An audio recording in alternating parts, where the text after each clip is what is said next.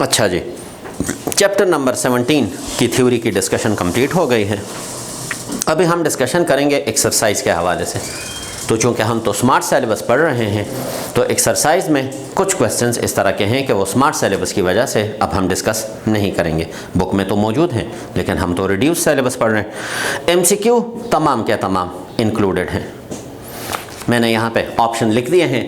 MCQ number 1 में option C correct है, MCQ number 2 में ऑप्शन बी करेक्ट है, एमसीक्यू नंबर 3 में ऑप्शन बी करेक्टेड है, एमसीक्यू नंबर 4 में ऑप्शन ए, 5 में बी और 6 में भी बी। अब मैं यहाँ पे बुक से ज़रा रीड कर लेता हूँ और थोड़ी सी इस पे डिस्कशन कर लेते हैं। एमसीक्यू नंबर 1 है कि in an NPN silicon transistor, in an n-type silicon transistor, which of the following statement is true? तो ऑप्शन ए में स्टेटमेंट गिवन है, electrons are majority carrier and trivalent impurity is डॉट। तो हम तो जानते हैं कि एन टाइप मटेरियल के लिए तो ट्राइवेलेंट नहीं पेंटावेलेंट ये इम्प्योरिटी हम यूज़ करते हैं। तो ये तो ठीक है कि एन मटेरियल में हमारे पास इलेक्ट्रॉन मेजॉरिटी चार्जेस हैं, लेकिन वो तो पेंटावेलेंट इम्प्योरिटी की वजह से बनते हैं। बी में है electrons are minority charge carrier, तो ये तो गलत है। एन टाइप मटेरियल में तो इलेक्ट्रॉन मेजॉरिटी चार्ज कैरियर है। सी में लिखा हुआ है holes are minority charge carrier and pentavalent impurity is doped. तो हाँ, ये करेक्ट है, ऑप्शन सी करेक्ट है कि एन टाइप मटेरियल में होल्स माइनॉरिटी में होते हैं, माइनॉरिटी चार्ज कैरियर्स हैं, और एन टाइप मटेरियल बनता किस तरह से है, पेंटावेलेंट इम्प्योरिटी से। सो सी इसका करेक्ट ऑप्शन है। मैं डी को भी रीड कर लेता हूँ, होल्स आर मेजॉरिटी कैरियर, तो नहीं, एन टाइप मटेरियल में होल्स मेजॉरिटी कैरियर्स नहीं होते। Second MCQ, the reverse saturation current in P N junction diode is only due to minority charge carrier. तो बिल्कुल, मैं जब करंट वोल्टेज ग्राफ डायोड का डिस्कस कर रहा था तो मैंने आपसे कहा था कि रिवर्स बायस मोड में हमारे पास जो करंट बनता है वो माइनॉरिटी चार्जेस की वजह से बनता है।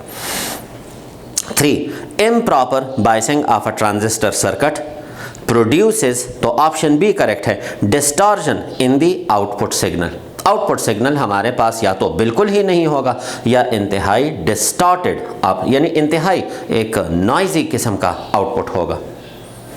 तो ये हमारे पास एमसीक्यू नंबर 3 का करेक्ट आंसर है B. MCQ number 4, when a transistor are used in digital circuits they usually operate in the active region. तो वो मैंने अभी आपको ग्राफ की मदद से समझाया कि अगर हम प्रॉपर बायसिंग को यूज़ करें और ट्रांजिस्टर अपने एक्टिव मोड में हो तो ये बेस्ट परफॉर्मेंस आपको देगा। फिर एक्टिव रीजन में भी क्यू पॉइंट पे अगर हम इसको रखते हैं, क्वालिटी पॉइंट पे रखते हैं, तो फिर वो बेस्ट परफॉर्मेंस आपको देगा। 5 है, most of the electrons in the base of NPN transistor flow into the collector region. वो भी आप लोगों ने डायग्राम की मदद से देखा कि एमिटर प्रॉपर बायसिंग के बाद एमिटर अपने इलेक्ट्रॉन इंजेक्ट करता है बेस रीजन में, लेकिन बेस रीजन से फिर मैक्सिमम इलेक्ट्रॉन कलेक्टर रीजन की तरफ फ्लो करते हैं। तो वो भी आप लोगों ने देख लिया।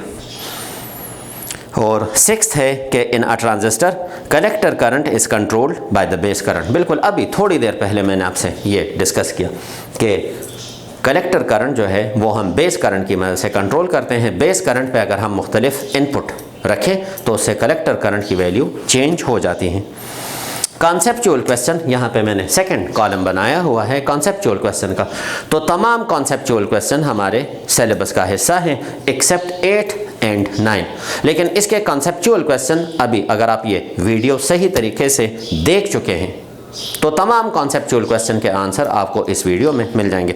जिस तरह पहला कॉन्सेप्चुअल क्वेश्चन है, explain the formation of the depletion region in a P N junction. तो पी एन जंक्शन का टॉपिक अगर आप तफसील से देख लें और उस पर सोचें तो ये डिप्लीशन रीजन कैसे बनता है उसकी वजाहत वहाँ पे ऑलरेडी मैं आप लोगों को दे चुका हूँ।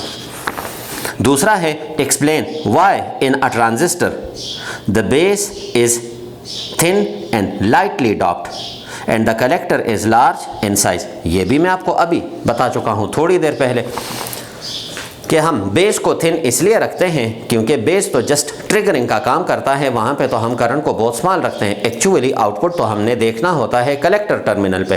तो एमिटर के जो मेजॉरिटी चार्जेस जो कि ये सर्किट की तरफ इंजेक्ट करता है, तो वो मैक्सिमम हमारे पास चूँकि कलेक्टर टर्मिनल पे आने चाहिए, वहाँ पे हम उसका आउटपुट देखते हैं, तो इसलिए हम बेस टर्मिनल को थिन भी रखते हैं और कलेक्टर टर्मिनल में चूँकि मेजॉरिटी चार्जेस इंजेक्ट किए जाएंगे, इसलिए हम फिज़िकली उसका साइज़ भी बड़ा रखते हैं और उसको हाई पोटेंशियल पे रखते हैं।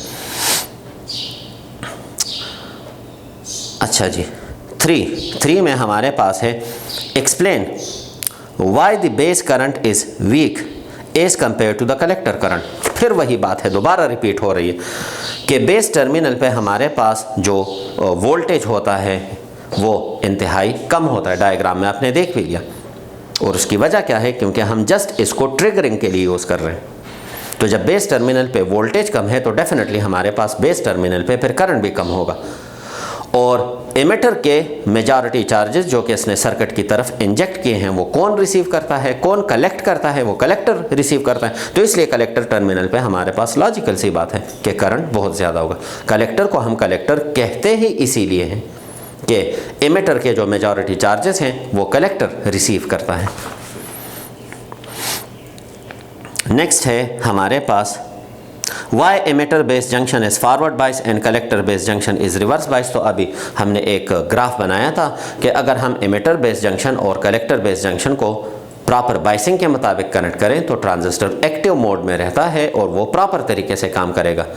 अगर हम इसके अलावा कोई टेक्निक अप्लाई करते हैं तो या तो वो सैचुरेशन मोड में होगा, जल जाएगा, बर्निंग हो जाएगी, और या फिर वो कट ऑफ रीजन में होगा, यानी हम कहते हैं फुली ऑफ मोड में होगा, किसी भी किस्म की कंडक्शन उसके थ्रू फिर नहीं हो सकेगी।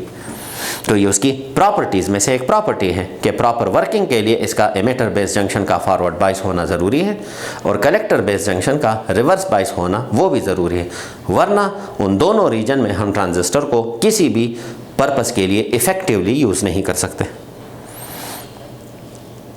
अच्छा जी, नेक्स्ट है हमारे पास के 5 number conceptual question, draw the diagram of NPN and PNP transistor. तो हमने NPN और PNP ट्रांजिस्टर को दिखा दिया, हमने बाकायदा उसके मुख्तलिफ कन्फिग्रेशन भी दिखा दिए कि आप एमिटर बेस जंक्शन यानी कॉमन बेस किस तरह से बनाएंगे, कॉमन एमिटर किस तरह से बनाते हैं, कॉमन कलेक्टर किस तरह से बनाते हैं, और करंट की फ़्लो का जो डायग्राम है वो भी आपको इसमें हेल्प करेगा। 6 नंबर है कि distinguish between N type semiconductor and P type semiconductor. इस पे भी मैं बहुत तफसील से आपको एड्रेस करके यानी बता चुका हूँ। A P टाइप सेमीकंडक्टर, ये 7 नंबर है, A P type semiconductor has large number of holes but still it is electrically neutral. Why? तो हम जब P टाइप और N टाइप को डिस्कस कर रहे थे तो मैंने आपसे कहा कि P टाइप मटेरियल किस तरह से बनता है। अगर हम होस्ट एलिमेंट जो कि ग्रुप 4 का है वो सिलिकॉन भी हो सकता है, जर्मेनियम भी हो सकता है, अगर हम इसमें ट्राईवैलेंट यानी ग्रुप 3 की इम्प्योरिटी को मिक्स करते हैं तो दोनों एलिमेंट हमारे पास क्या है, न्यूट्रल हैं। तो दो न्यूट्रल चीज़ों की मिक्सिंग से जो मटीरियल बनता है हमने उसको नाम दिया है P टाइप मटीरियल का, लेकिन दोनों न्यूट्रल हैं इसलिए कोई चार्ज डेवलप नहीं होता। P type material as a hole electrically neutral होता है। हाँ, ट्राईवैलेंट इम्प्योरिटी की मिक्सिंग की वजह से वो इलेक्ट्रॉन को एक्सेप्ट करने वाला ज़रूर बन जाता है, इसलिए हम इसको कहते हैं P type material, positive type material, यानी पॉजिटिव की तरह बिहेव करता है, एज ए होल न्यूट्रल रहता है। 8 नंबर और 9 नंबर ये सिलेबस का हिस्सा नहीं है, और 10 नंबर है कि अडॉप्ट सेमीकंडक्टर जिसमें होस्ट एटम 10 पावर 10 की शक्ल में है और जो ट्राईवैलेंट डॉप्ड एटम है वो जस्ट 10 है। तो रूम टेम्परेचर पे इसमें फ्री इलेक्ट्रॉन और होल्स की तादाद कितनी होगी? रूम टेम्परेचर पे बेसिकली इतनी एनर्जी सराउंडिंग में होती ही नहीं है कि जिसकी वजह से इंटरनल बॉन्ड ब्रेकिंग उसमें हो जाए, वरना बॉन्ड ब्रेकिंग से इलेक्ट्रॉन होल पेयर बन सकते हैं। तो हम अक्सर कहते हैं कि रूम टेम्परेचर पे इसमें कोई इलेक्ट्रॉन कोई होल नहीं होगा, चार्ज कैरियर होगा ही नहीं। तो इस हवाले से हम कहते हैं कि इसमें नो फ्री इलेक्ट्रॉन और नो होल्स रूम टेम्परेचर पे है। जनरली हम 25 डिग्री सेंटीग्रेड को रूम टेम्परेचर कहते हैं। न्यूमेरिकल क्वेश्चन, तो इस चैप्टर में टोटल 3 न्यूमेरिकल हैं और तीनों के तीनों सिलेबस का हिस्सा है। तीनों के तीनों न्यूमेरिकल जो हैं वो सिलेबस का हिस्सा है। यहाँ पे हमारे पास है न्यूमेरिकल नंबर 1, उसका फुल सोल्यूशन अभी मैं आपके साथ डिस्कस करता हूँ। न्यूमेरिकल नंबर 1 की स्टेटमेंट है in a certain circuit the transistor has a collector current equal to 10 milliampere and a base current equal to 40 milliampere. What is the current gain of the transistor? तो transistor का current gain हमने मालूम करना है। तो हमारे पास collector current जो है वो 10 मिली एम्पेयर है और बेस करंट हमारे पास कलेक्टर करंट जो है वो 10 मिली एम्पेयर है।